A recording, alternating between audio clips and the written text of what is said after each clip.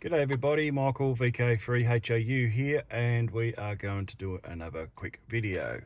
Today we will be doing a swap out of this radio unit. It has failed in its times. The vehicle has done 249,000 kilometers and the head unit has died. It won't do anything. Comes up with that frequency there, won't change frequencies, won't change modes, can't tune, can't turn the tuner, can't turn the volume up or down, nothing. It is, well, you can turn the volume up and down, but there's no sound. So this unit is dead. All it's good for is a clock, which ain't gonna cut it. So today we're gonna swap it out. We're gonna put a full DIN Pioneer unit in it and follow the video and we'll show you how we do it. All right, so before we start, I'll let you know what we've got here. So my vehicle is a PX2 2015 model, December 2015 model actually, to be exact. So that in regards to units, adapter kits that you need to get, you need to make sure you get the right one to suit your vehicle. So if you look closely here, we've got the adapter kit for the PX Mark II, which is what my vehicle is. And it's for a double DIN head unit. So this is a head unit installation kit that allows you to put any aftermarket double DIN stereo system into your vehicle. So let's have a look what we've got in the box. And for reference, this is the FP9129K, and this adapter kit, head unit installation kit, retails for around the $300 mark. All of these things I will show you in this video I have paid for myself. This is not a paid promotion video. Nothing of this has been supplied to me for free. I've had to pay for all of this. Let's have a look what's in the box. So once we're in the box, we've got our wiring loom. In the wiring loom, I'll open this up in a minute to show you because it's a bit glary with the lights. We have all different accessories to allow us to interface to different types of DINs. We also have the fascia that replaces the existing fascia, and there's also a backing plate that goes on there as well. And I believe, I haven't opened this up yet, but I believe there's also a small radio DIN surround that goes in here as well. So we'll have a look at that in a minute. So let's have a look what's in the wiring loom kit. Just pull all this out. So first of all, we have our steering wheel adapter that allows us to have our remote steering wheel wires, our remote steering wheel buttons interface with aftermarket radios. And it does several different aftermarket radios like JVC, Philips, Clarion, Kenwood, Alpine, Panasonic, Pioneer, Sony, even leading Chinese brands as well. So you've got different ways that you wire it up to different head units, and you've got to cut or keep the jumpers in place or join the jumpers together depending on the head unit and the configuration. So that is the remote steering wheel adapter, remote steering wheel control adapter. Then you have this unit that allows you to take the radio antenna cable that goes into the existing Ford Ranger antenna and convert it over to one of these standard type of RC connectors that go in, or RF connectors that go into a standard DIN unit. Video in if you have that option on your Ranger, or you can also put a extra camera on and have video going in for reversing purposes. This is the other cable that comes out of the adapter to allow you to go into the stereo depending on what configuration it requires. And in my case, I'm using a Pioneer, so we'll be using the jack. This is the main head unit. cabling.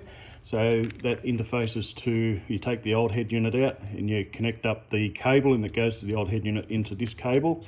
So you've got your USB, you've got your power speakers, and you have auxiliary audio connectors there. And then that allows you to, and that one there I think is also used, no, it actually goes into the steering wheel control on the other side.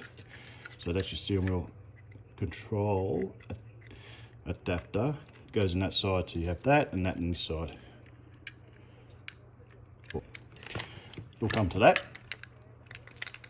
And then you have your audio in, audio in into the stereo that you're going to use. So that allows you to use the existing, where is it now? It allows you to use the existing auxiliary jack on the Ranger. USB goes into the head unit, which that allows you to use the existing USB. And then you have your standard ISO configured pin, which is a European standard. Now, the Pioneer radio doesn't have an ISO connector on it. The Pioneer radio has its own OME type of connector, so we need an adapter to go from the Pioneer to the ISO. And so that's an extra bit that you've got to buy. Remote antennas, if you've got a remote powered antenna, and you also have speed sense, park brake, and reverse, or something similar to that. These wires are configured so it allows you, if you've got a reverse camera or whatnot.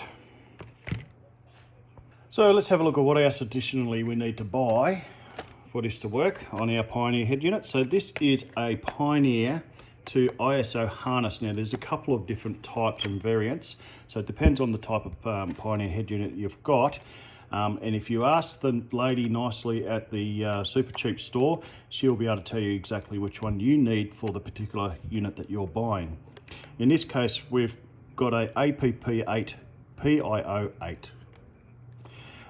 And so this allows you to convert the Pioneer standard OME connector to an ISO European type of connector, which then allows us to put our adapter cable in as such, and so we don't have to do any cutting of wires, soldering of wires. It's all just plug and play, basically. You can't get it wrong. It's plug and play. And you've got the colours are the same, so that all plugs in the same, and away you go. So that's about $21 roughly.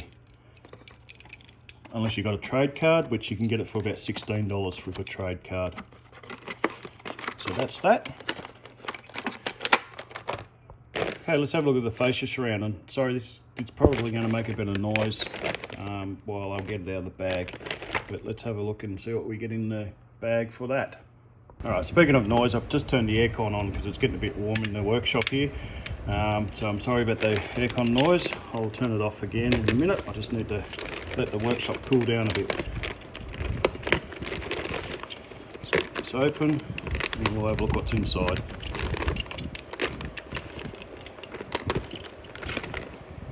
Alright, so let's have a look what we've got in here. First of all, we've got our fascia surround. So that's the front piece that goes onto the OME unit.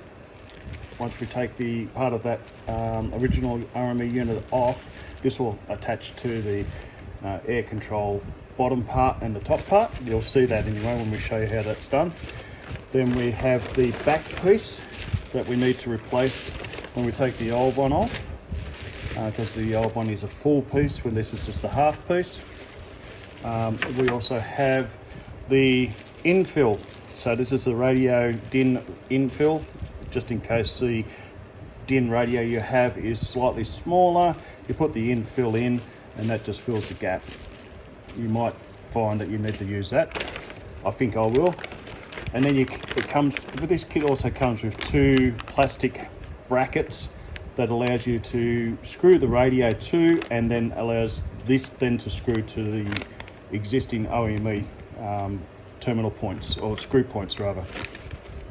I forgot to mention it also comes with instructions on what you need to do, but we'll show you that in the video, so if you follow the video you should be right.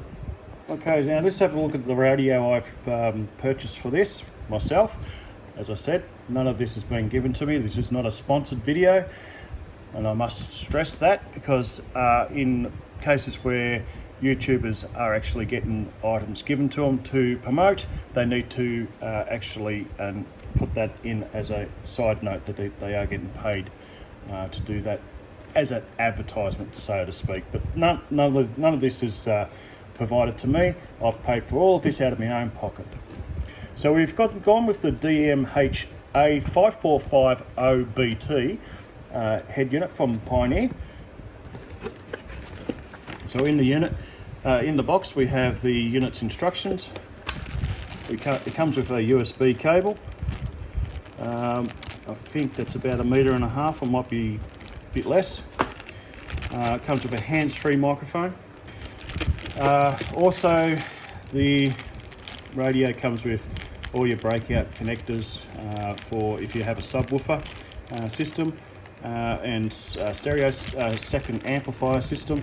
And if you don't want to use the OME speakers, if you want to upgrade and put an amplifier in and all that, it has that. We won't be using that. Also, that has video out too if you have a rear seat with monitors, which I don't, because I've only got a single cab. This is the power loom that comes with the Pioneer radio. We will not be using that as well, because we have the adapter here, so this will plug in its place, so we don't need that. AXN, that is for the audio AX input, and also video. So I believe, if I'm correct, yeah, so I know that's the rear camera video there. So this is a separate video in, like if you've got a DVD player or a whatever, some sort of playing device that you want to have an input go into it. We won't be using that. This is the control for the steering wheels input, as we've got the jack there, and also rear camera. If we have a rear camera option. I do, but my rear camera goes on my mirror, so I don't need that part. And also the mute is a function of the amplifiers too, I believe, if you had separate amps.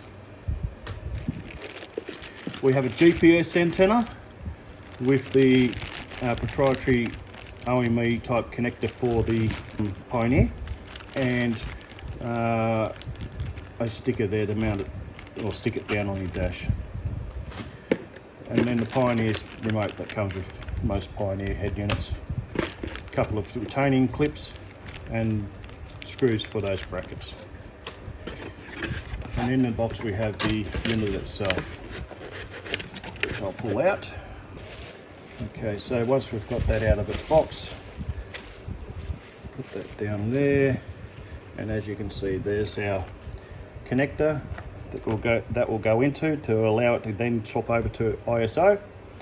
And we have our other connectors here for our different things, GPS and a standard RF connector for the radio, and a USB connection here. So let's get the trim out and we'll do some modifications to it. Alright, so we grab our trim tool and we'll just work our trim tool around the side vent here, and we'll get that side vent out, working from the top on the bottom.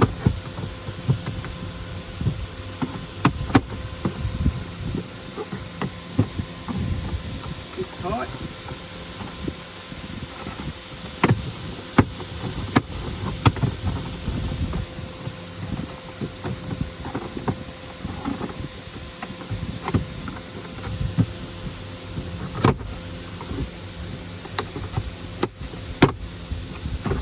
Get our side trim out. Now we need to do the same on this side. Take our vent trim out. So we just grab our trim tool and just try and pry it out. of a tight fit, but if you just work on it, it will come out. There you go. Alright, we'll see how we go. I'm going to try and do this with one hand. So I've got the camera in the other hand. So the next step is to remove these trim. Just get our trim tool in, work it around, try and get it to come out towards you.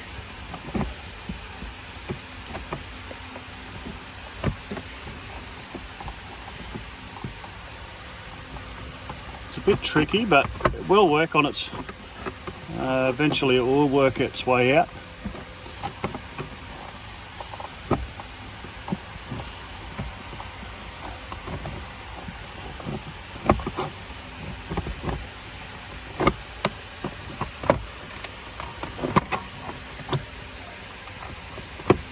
Here it comes.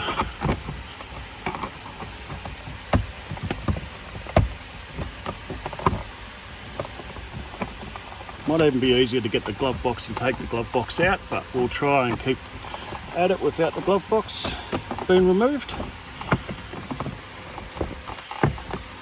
We'll try a bit over this way. There we go. For some reason the video stopped, but we'll keep going. There we go. Trim is now out. We've got to do the other side. Alright, so we're on the other side of the vehicle now. We've got to remove this side of the trim.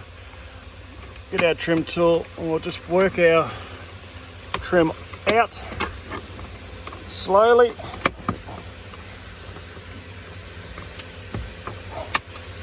I know it seems a bit rough, but it's just the trim is held on really tightly.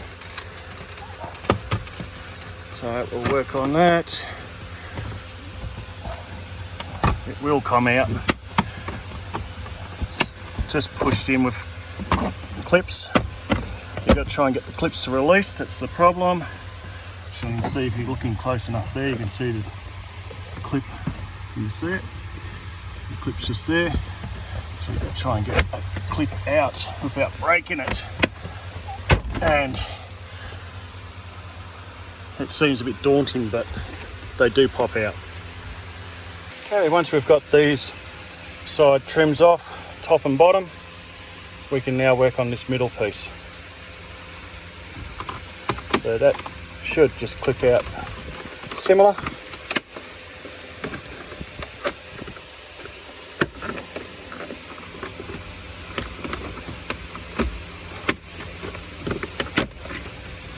Like so. Drop my trim tool.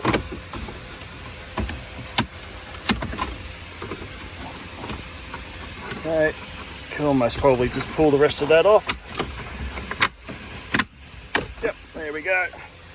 So that's all comes off in one piece, so we'll pop that up there. Alright, so now we've got to work on this piece down here. We've got to take a couple of screws out. So we've got to remove these two screws. Yeah, we've got to remove these two screws here, one there and one there, to drop this bottom plate. So I'll do that. Alright, so we've got these two screws out of the side here, and this bottom plate here, which holds the cigarette lighter sockets in, comes forward and then drops out of the way, but it's a bit difficult because I've got this ham radio bracket in the way. So I'll try and get it to one side at least, and we'll work on it from there. Here we go. There we go. That's out of the way. We'll disconnect the cigarette lighter just so I can get it out of the way. I'll go back to the video. Alright, so I've disconnected this wire from the cigarette lighter socket just to get it a bit easier to get it out of the way. Actually, I might do this one as well. That gets that out of the way, so therefore that allows us to get access. We've got a screw here, a screw up here, a screw down there, and I think there's one underneath as well, which we've got to get to. Yes, there's one, no, two underneath, we've got to get to them as well. Right, so with those 6 screws out, 1, 2, 3, 4, 5, 5, 6, sorry, these two under here. There. Those two. The fascia should just drop out, which it does. Okay, and then we just need to unclip these wiring looms from the back here, and we can remove the whole fascia away from the radio unit. So the next step is we've got to modify this fascia. So we'll go back to the workshop and bench and have a look at that. Alright, so we've got the panel out. We need to remove these screws on the back. I think there's about 16 of them. So let's get to working on that.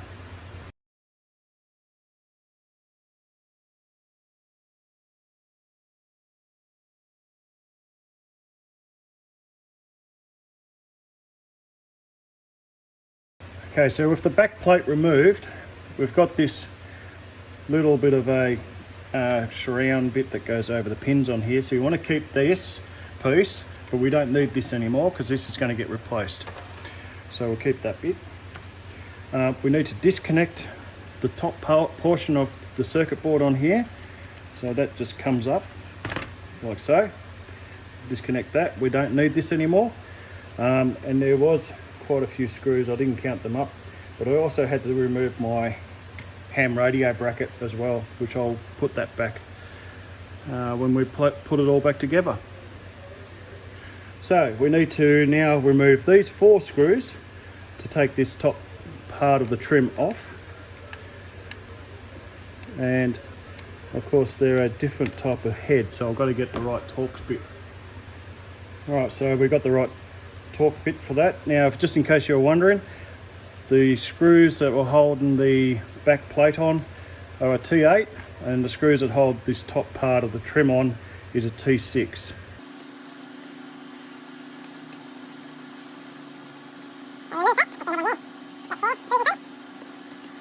And then we remove our trim, radio trim, that comes away. Right, so we get our new piece of trim, and that will screw onto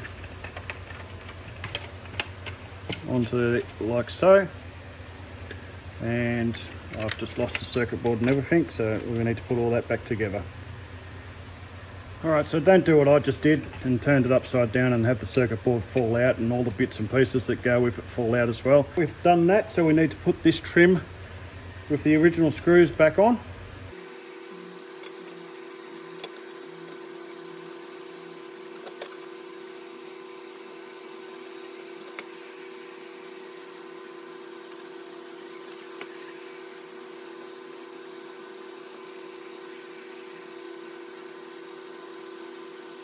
So once that's all done up, make sure it's tight, but don't over tighten it. We'll strip the plastic out.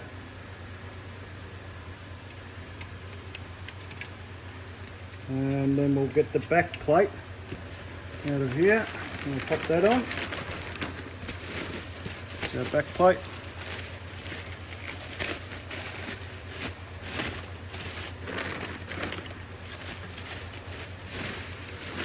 And we'll put that on over the circuit board.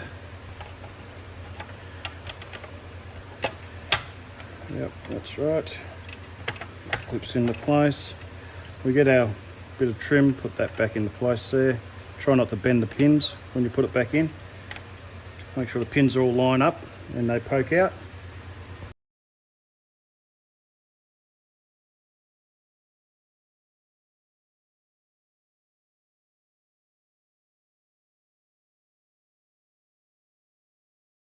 Right, I'm just going to leave my ham radio bracket off for now, make it easier for me to do the installation. So we've screwed the back plate on, that's all looks good. Make sure that all our functions, our controls, our buttons seem to work still okay, they're not sticking or anything. Your CD player becomes obsolete, obviously. Alright, the next bit we've got to do is we've got to put the bit of trim here on to allow us to fit it to the radio. First of all, we might get the radio out and just see how it fits. to without that trim. Alright, now as you can see the radio is slightly bigger, so it will need that trim piece to go on there. We grab that trim piece and it just sits in over these little dimple bits, little bits of plastic that are sticking up, like so. And we'll just mount with a soldering iron these bits of plastic to hold that in place. So we'll just grab our soldering iron and we'll just push down, give it a bit of pressure and just go like so, and that will hold it in place.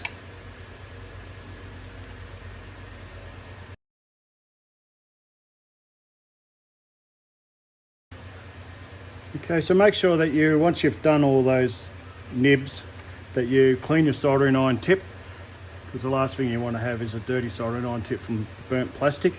So it's very important that you make sure you keep your soldering iron tip clean. So the next step is we're going to get these two brackets that come with the kit, and we're going to mount them onto the stereo, onto the Pioneer head unit, and we're going to screw the head unit to. We're going to take the old head unit out, and we're just going to screw this one to the existing mount in the car, and then we'll put the trim up temporarily to see if it sits nicely flush with the trim. If it doesn't, we might need to make some adjustments. Alright, so we need to remove these 4 screws here, which is the CD amplifier unit, and we need to remove these 4 screws here, which is the display unit. And our head unit, our new head unit, will fit into where the display unit is now, and this will become a blank void. So with all 8 screws removed, we should be able to remove everything out of here.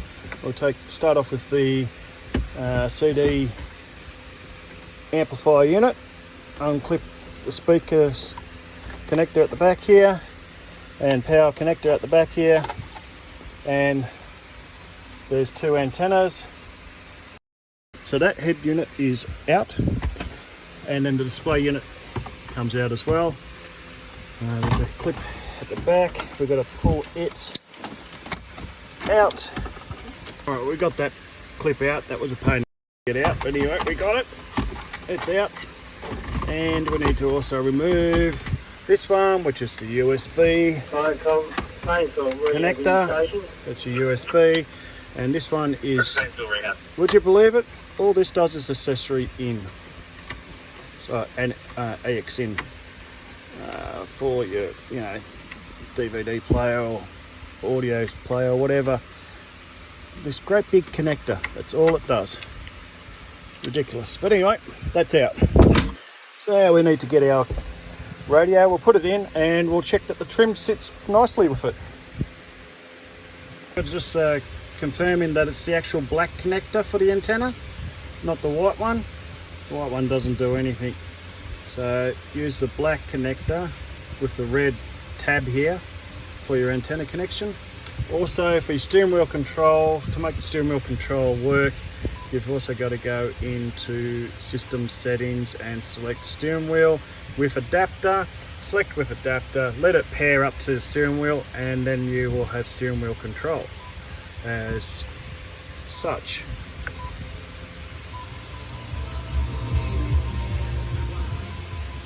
Alright, now let me just get this all mounted up and I'll show you what it looks like when it's done.